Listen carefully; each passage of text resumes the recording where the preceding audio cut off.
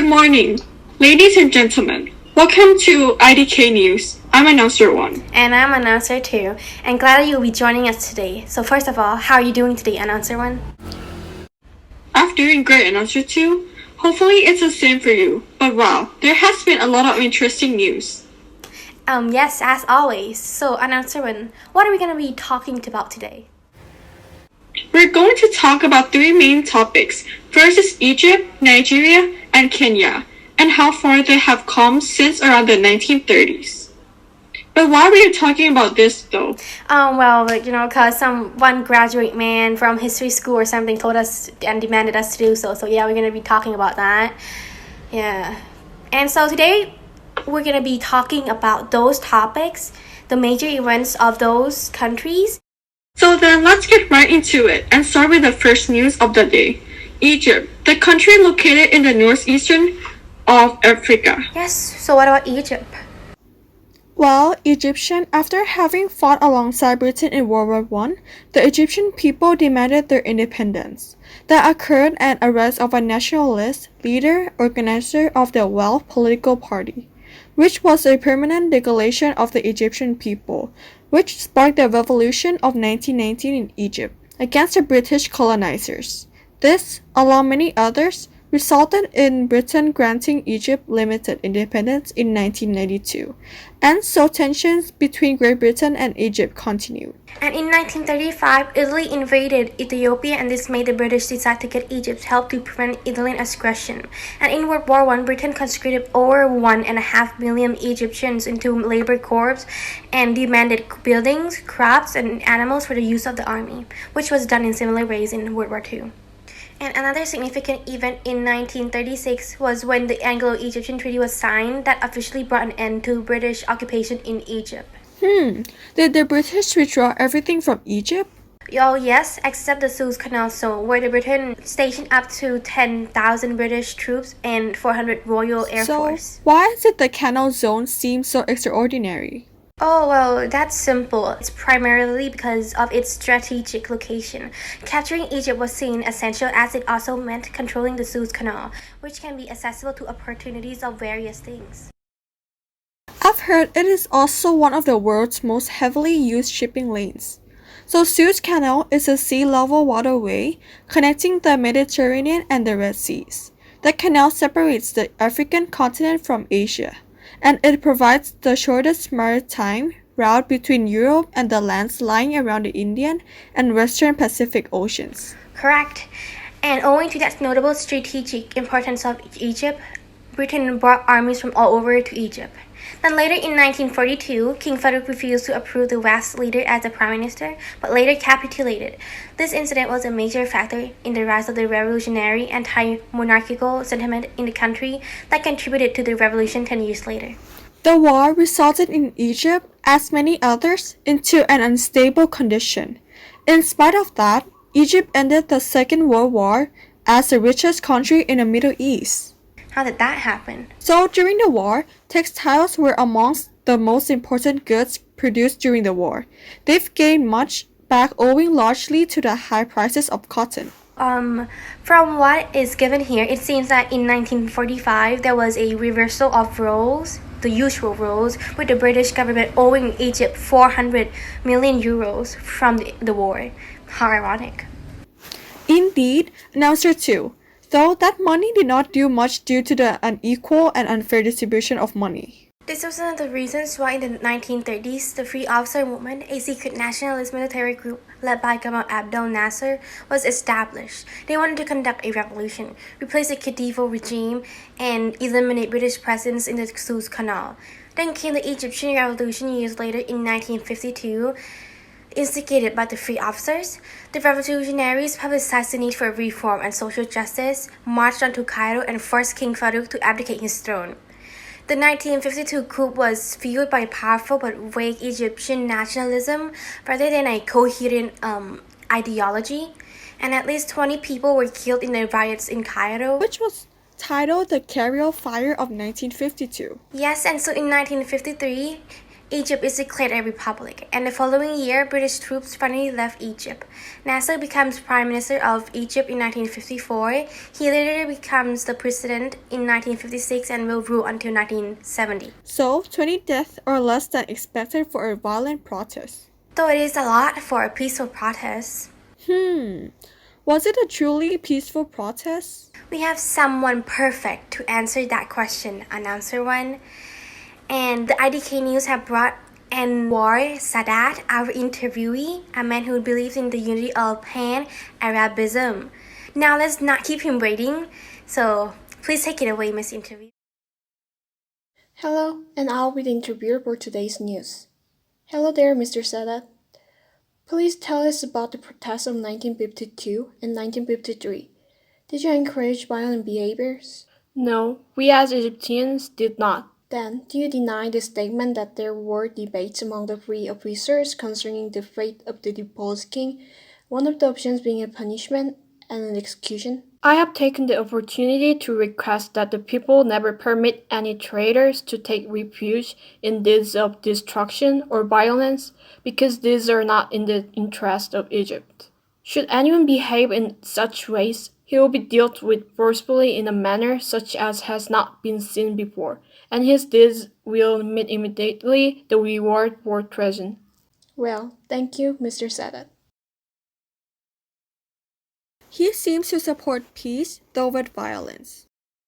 It's really all for yourself to decide what he meant by that. Alright, let's just say that there were not violence, but at least there has to be a notorious organization that supports the use of violence.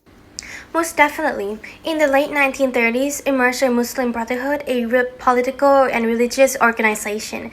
They are linked to a number of violent acts, including bombings and political assassinations. But moving on, in 1956, the Suez Crisis occurs when Nasser tries to nationalize the Suez Canal, causing Israel, France, and Britain to lash out against Egypt. However, the Israeli, French, and British troops was forced to leave Egypt. Because of the rise in his popularity, Nasser took advantage of that by forming the United Arab Republic, or the UAR, as the first effort to create Pan-Arabism with Syria, though it did not last long. And after a year of sporadic fighting since 1967, Egypt launched an invasion in Israel across the Suez Canal to regain their territory. In 1973. This was called the Yom Kippur War or the October War. Until later, Egypt and Israel signed a peace accord. Unfortunately, a few years later in 1981, the Egyptian Islamic group EIJ, a militant Islamist organization, assassinated the Egyptian president Anwar Sadat, who was then succeeded by Hosni Mubarak. Well, in the year 2001, Hosni Mubarak supports the U.S. declaration about the effort to combat terrorism, because Egypt has also suffered attacks from Islamist terrorists, like one from 1997, the Luxor massacre, among many. And to conclude on Egypt, in 2011, protests against Mubarak broke out. His security forces used tear gas against the protesters and beat them. The army states that they will not use violence on protesters, however. And so as a consequence, Mubarak hands over power to the army in February, which provides a peaceful change to a democratic society. Egyptians approve of that new constitution, and so that was that. Wow, that was a lot. So now, time to move on to the next one. Why don't you start, Announcer 2?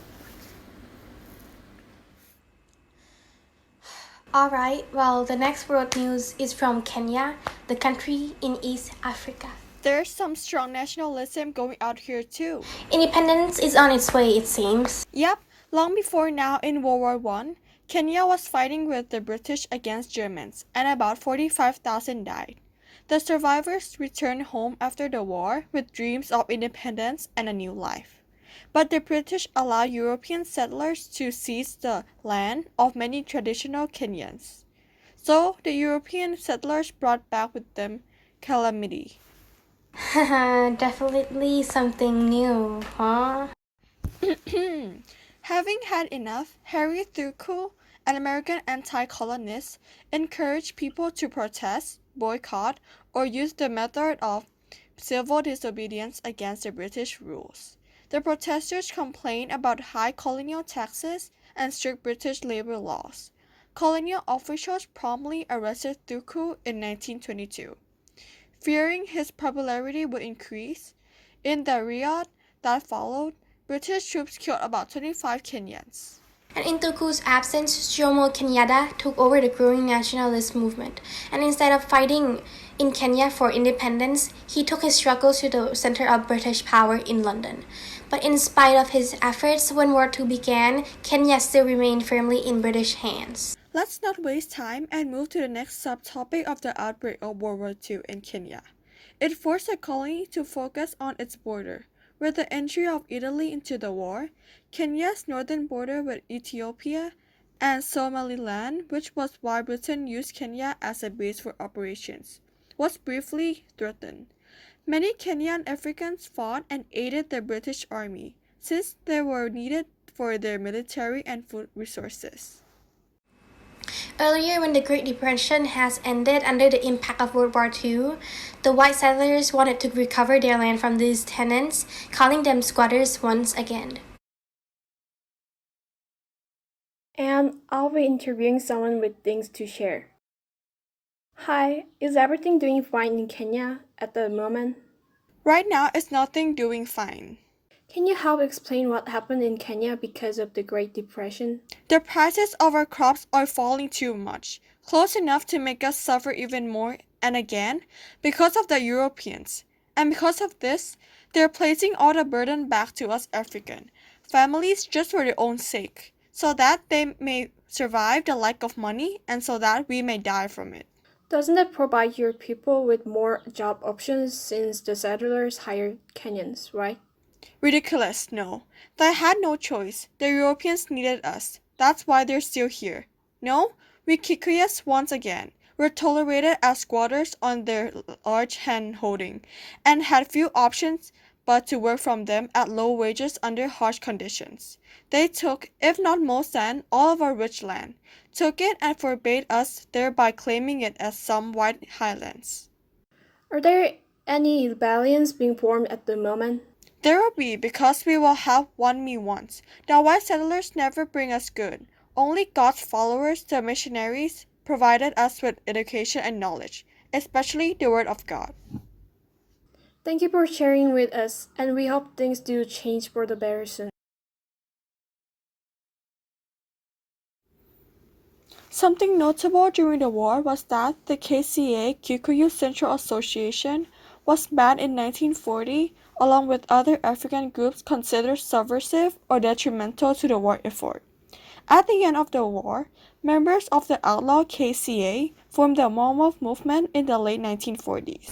Later in 1944, when a political organization, the KASU or later the KAU, was unable to win reforms, many of its followers became more militant, planning to change Kenya through the violent means against the British and their supporters.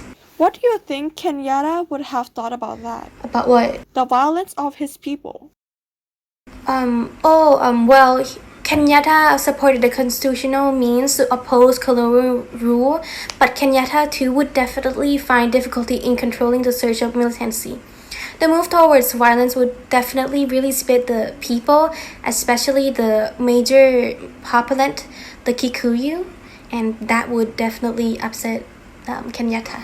What I know is that Kenyatta certainly tried to keep them close when Kenyatta toured and lectured around the country.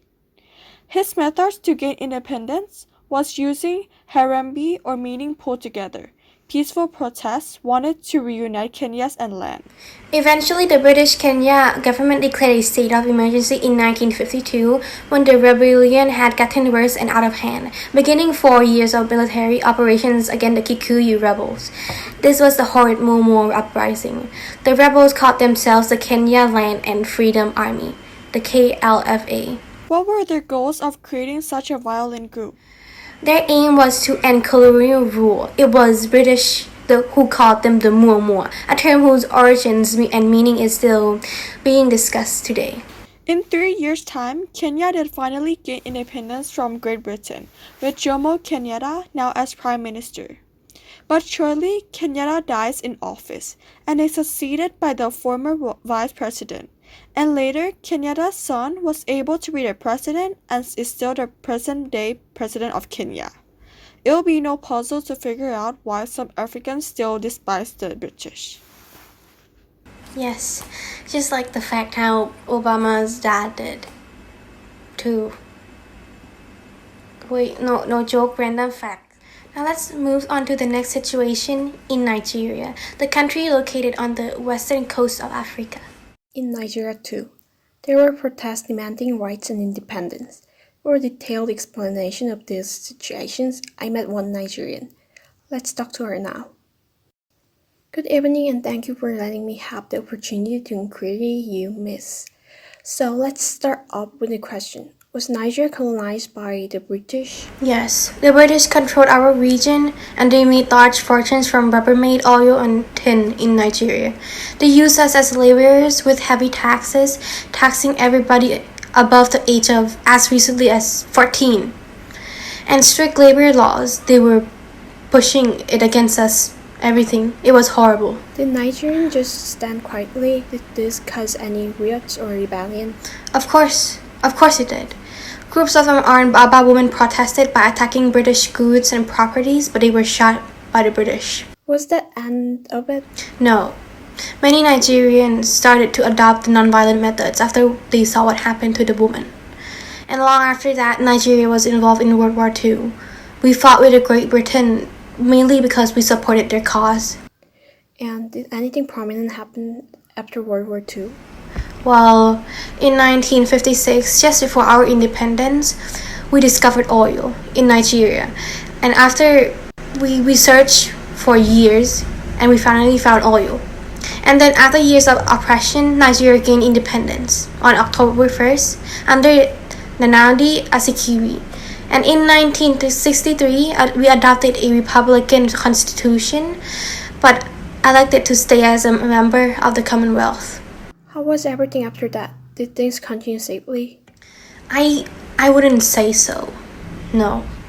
In 1966, a group of Igbo army officers from the southern eastern tried to take over the Nigerian government but failed. And this enraged Nigerians, and so they murdered thousands of uninvolved Igbo people as revenge. And that was the anti-Igbo program of 1966. And as a result, Igbo people declared themselves the independent Republic of Biafra and tried to secede from the rest of Nigeria. But Nigeria wouldn't allow that. They would not allow that to happen. And this led to the 3-year bloody Nigerian Civil War. What were the reasons the government refused Biafra as a republic? Among many reasons, one being the oil being discovered in 1956. It was coincidentally located in the southeastern, where the Igbo people lived. How about the Civil War? What were its effects? About 3 million people had died, though mostly from sickness and starvation, until the Republic of Biafra finally surrendered. The Nigerian government often would switch between military and elected leaders as a sign of cooperation to peace after the Civil War. And other than that, the Nigerian people will be continued even more. They will be even more divided than before by ethnicity, geographic regions, and the money in one's pockets. Miss, I've heard that Nigeria's economic growth at that time was good because of increased oil prices. Is that true? Yes, that was true, but it was specifically in 1973. It was an ideal thing how much Nigeria had made from oil, leading to the nation's growth, though it also led to a stagnation of cash crops. They were no longer significant export commodities in Nigeria after that. How did the production of oil improve the society then, Miss?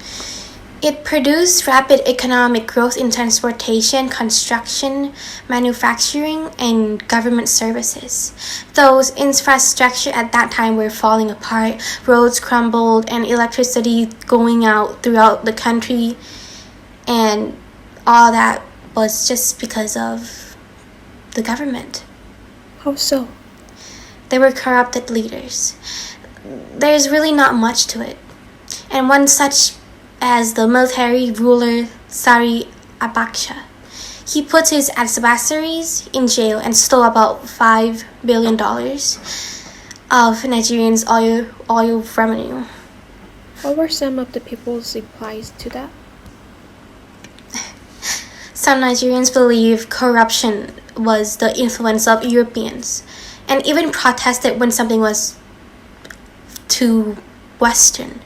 But finally, the time that most had waited for, 1977, when a new constitution was drafted that ended military rule. They forced them to leave? No, but their lack of attention to their people and citizens did. There were a lot of problems: infrastructure, corruption, unbalanced wealthy distribution, division between the people, and just foreign influences. And because of that, in the 1980s and 90s, many of the people had immigrated to Europe and the United States. Thank you. Back to the studio. And as Nigeria enters the 21st century, I wonder how many things have changed. Are they economically doing well, or... Well, as they enter the 21st century, Nigeria faced an unsteady revenue flow, which the government attempted to counter by borrowing from international sources, introducing various austerity measures, or doing both at the same time. As a result, an ever-increasing share of the national budget was needed for debt repayment, with corruption and dominating government operations. It means that very little of Nigeria's income was being spent on the people and their needs. Subsequently, the country benefited from a 2005 debt relief plan by which the majority of its debt to a group of creditor countries known as the Paris Club would be forgiven once it had repaid a certain amount. Nigeria had successfully met this condition in 2006, becoming the first African country to settle its debt with the group. Nigeria entered a recession in 2016 because of failing global oil prices, but saw recovery within the next couple of years. Our time has ended. The IDK news will never be made without the sponsorship from Potato, Mustard Makeup, Rotten Cupcake, and not the least, Bigfoot Shoes. Yes, and lastly, thank you for listening through with us, along with us in the IDK news, and I hope to never see you again.